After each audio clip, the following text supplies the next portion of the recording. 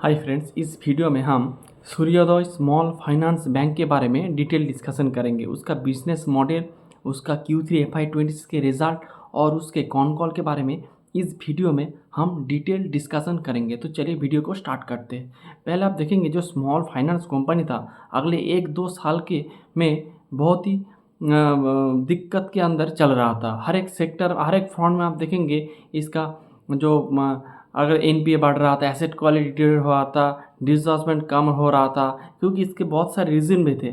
इसका मेन जो रीज़न था वो था आपका अगर आप देखेंगे हर एक स्मॉल फाइनेंस को बैंक में एक पोर्शन होता है 30, 40, 50 तक इसका परसेंटेज MFI सेगमेंट में होता है।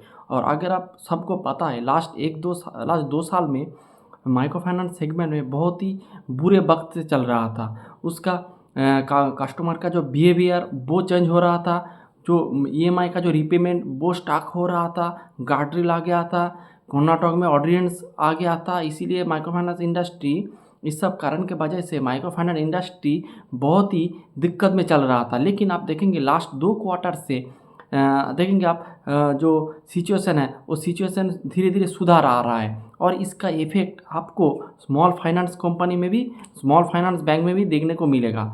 और इसके साथ आपका माइक्रो फाइनेंस वाले जो कंपनी है, जैसे आपका अरमान है, क्रेडिट एक्सिस है, सैटिन है, मुथूट है, स्पंदना पूर्ति है, इस तरह का कंपनी में आप देखेंगे बहुत ही अच्छे उसका सेगमेंट वाइज इसका अच्छा बुक अच्छे से ग्रो कर रहा है। तो जैसे जैसे आपका माइक्रो फाइनेंस सेगमेंट अच्छे हो रहा है, उसके साथ आप देखेंगे माइक्रो फाइनेंस कंपनी तो बहुत अच्छे परफॉर्मेंस कर रहा है। उसके साथ जो स्मॉल फाइनेंस जो बैंक है उसका भी परफॉर्मेंस धीरे धीरे सुधार आ रहा है। अगर आप देखेंगे मैंने 2 वीडियो डिस्कस किया है, एक किया था ईसप स्मॉल फाइनेंस बैंक के बारे में और एक था आपका उत्कर्ष स्मॉल फाइनेंस बैंक। दोनों ही बैंक में आप देखेंगे उसका ग्रोथ रेट वापस आ रहा है, डिस्बर्समेंट बढ़ रहा है, क्रेडिट स्कोर धीरे धीरे नीचे की दिशा में आ रहा है, प्रोविजन कम हो रहा है, स्लिपेज कम हो रहा है, एसेट क्वालिटी बेहतर हो रहा है, ROE का गाइडेंस धीरे धीरे ऊपर की दिशा में जा रहा है। ऐसा ही आपको एनवायरनमेंट इस सूर्योदय स्मॉल फाइनेंस बैंक में भी आपको देखने को मिलेगा।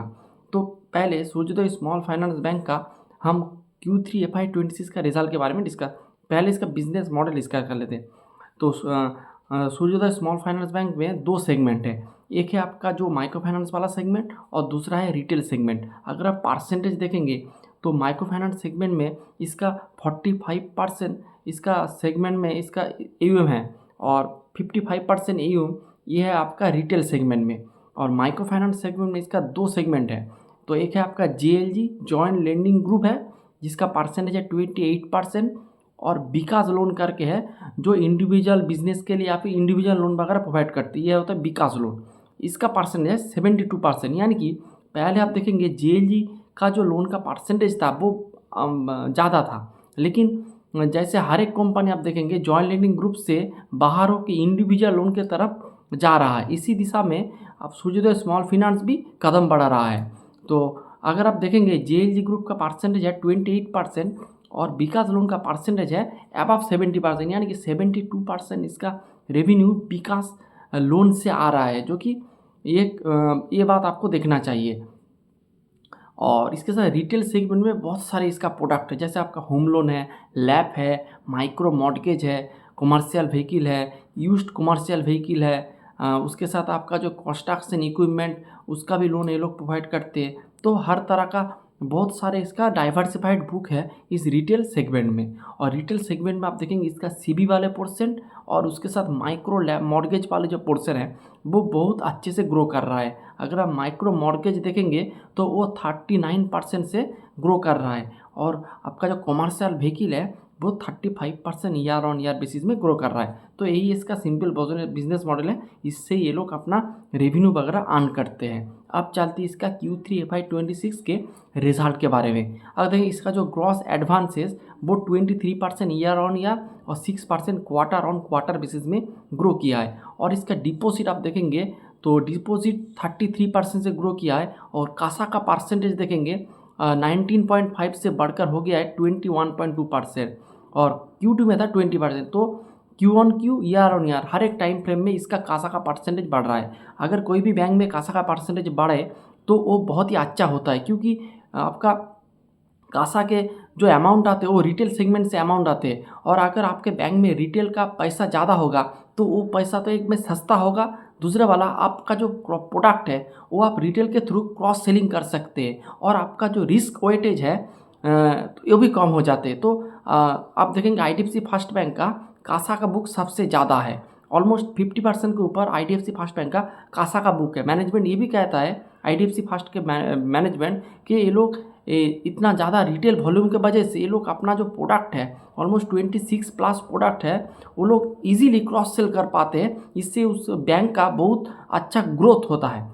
और उसके साथ इसका डिस्बर्समेंट 84% से ग्रो किया है ईयर ऑन ईयर, और क्वार्टर ऑन क्वार्टर में 11% से ग्रो किया है। और इसका कलेक्शन आप देखेंगे 90% से ऊपर है, 99.4% इसका एक्स बकेट कलेक्शन है, और मैनेजमेंट कॉन्फिडेंस है कि Q4 में इसका एक्स बकेट कलेक्शन 99.5 के ऊपर चला जाएंगे, और इसका माइक्रो फाइनेंस का कलेक्शन भी 99 के ऊपर है, जो कि बहुत ही अच्छा है। फिर इसका GNPA NNPA का नंबर देखेंगे तो GNPA का नंबर है 6.6, आगे था अगले साल की इस क्वार्टर में था 5.5%। तो आप देखेंगे थोड़ा बड़ा है आपका Q1 को, और ईयर ऑन ईयर बेसिस में आपका GNPA NNPA का नंबर बड़ा है। इसका रीज़न हम Q4 में बताएंगे, सॉरी इसका रीज़न हम कॉल में बताएंगे।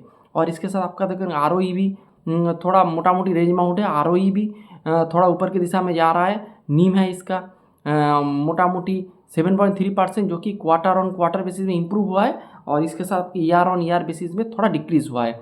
यील्ड भी देखेंगे थोड़ा नीचे आया है, इसका भी रीज़न है कॉल में बताएंगे। तो यही मोटा मोटी है। कॉस्ट ऑफ इनकम इसका 7.5 है, सॉरी 75% है, ये भी रेंज बाउंड है।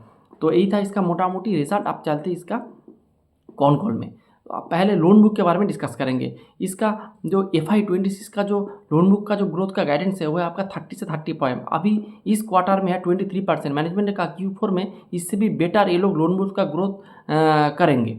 तो देखते हैं 30% होता है कि नहीं होता है। और FY26 के बारे में अभी तक कुछ गाइडेंस वगैरह नहीं दिया है, जब इसका Q4 का कॉल होगा तब ये लोग इसके गाइडेंस के बारे में बताएंगे।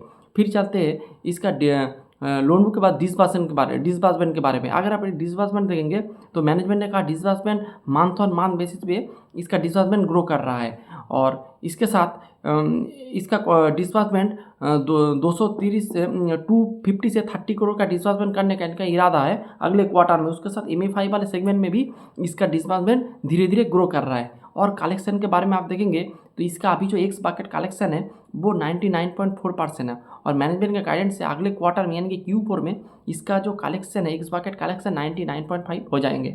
और सभी जो स्टेट है उसमें भी कलेक्शन एफिशिएंसी बहुत तगड़ा है।